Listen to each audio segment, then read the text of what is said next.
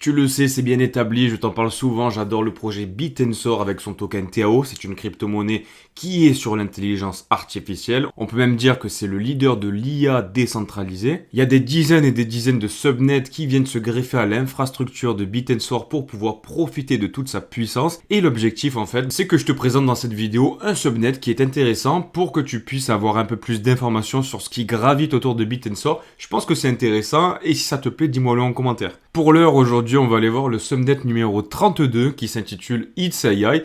Donc, allez, c'est parti, gros. Alors, première des choses, si tu souhaites consulter par toi-même les subnets, voir le taux de stacking, voir l'évolution en fait du token de TAO ou n'importe quoi autour de l'écosystème de Bitensor, je t'invite à aller sur le site taostat.io. Il est plutôt riche, il y a pas mal d'informations, donc c'est sympathique.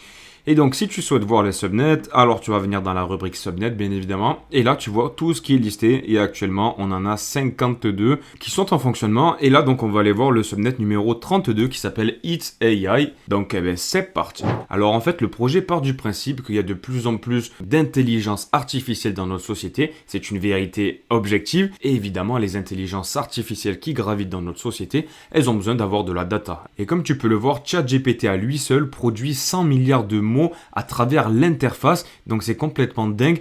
Et en fait, du coup, la question que s'est posée le projet It's AI, c'est justement d'apporter de la fiabilité dans les réponses. On est tous d'accord pour dire que ChatGPT et l'IA en général, ça a été vraiment, peut-être pas une révolution, mais une évolution du 21e siècle qui est hyper massive. Et il y a de plus en plus de secteurs qui s'approprient l'intelligence artificielle, comme notamment la recherche, la médecine, la science, la juridiction, la justice, etc. Et dans les années qui viennent, lorsqu'on aura passé cette hype avec cette bulle spéculative, on va rentrer vraiment dans une adoption de l'IA. Et à ce moment-là, on aura besoin d'avoir des résultats qui soient vraiment hyper précis.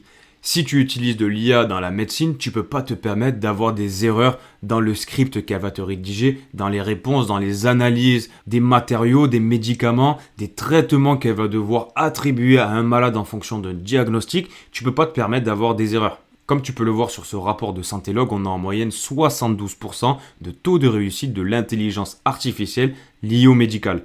C'est beaucoup, c'est pas mal, mais c'est pas suffisant. Et c'est tout là l'objectif de It's AI.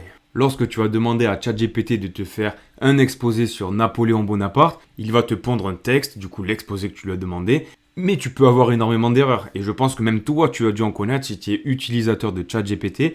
Et l'objectif, en fait, c'est de passer par un système où le process qui va t'apporter la réponse va être incité, va être forcé à donner la réponse la plus logique et la plus fiable qui est. Et c'est là toute la beauté de Bitensor. Si tu vas voir la vidéo que je t'ai fait dans laquelle je te parle un peu du fonctionnement de Bitensor, tu comprendras qu'en fait, les résultats peuvent être de plus en plus fiables parce que c'est l'intérêt de tout le monde. Le mineur, s'il donne des résultats qui sont approximatifs avec des erreurs, etc., les validateurs vont de moins en moins le faire travailler. Et du coup, ils vont moins gagner d'argent. Et les validateurs, justement, si eux, ils trichent et qu'ils prennent n'importe quel mineur, eux, du coup, ils vont être pénalisés à leur tour. Et donc, en fait, finalement, l'écosystème de Bitensor fonctionne réellement comme une petite société où la méritocratie est le maître mot.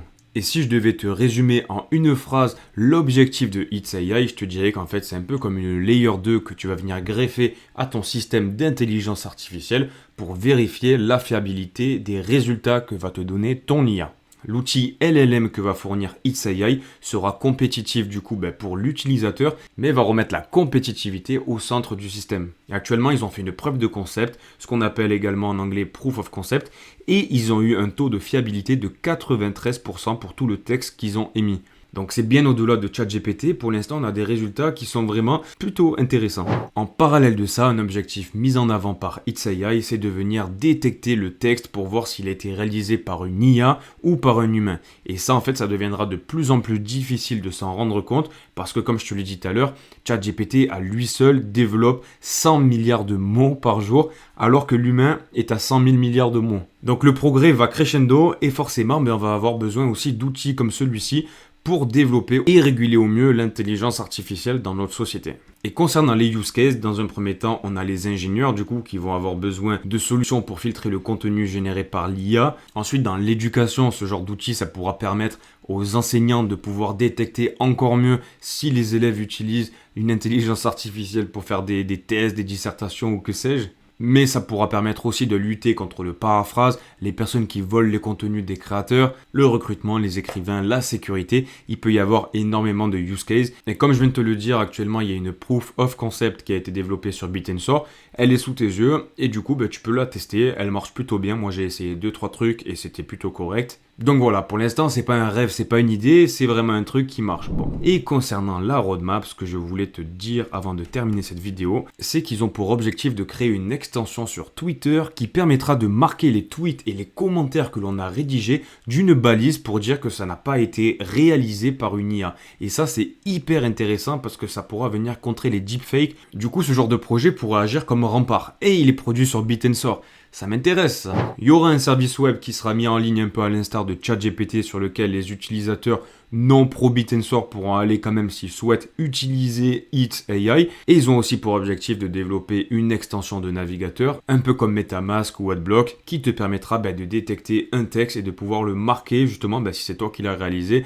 ou alors si c'est de l'IA qui l'a rédigé. Donc c'est vraiment hyper cool. On va suivre ça de près. Dans tous les cas, c'est sur Bit&Sor, donc je ne peux que m'y intéresser. Donc si ce petit format de vidéo t'a plu, n'hésite pas à me le dire en commentaire. Mets-moi un petit like et si t'es pas abonné, gros, abonne-toi, tu me donneras la force. Et sur ce, je te donne rendez-vous demain à 5h du matin pour une nouvelle vidéo. Bisous, ciao ciao, bam!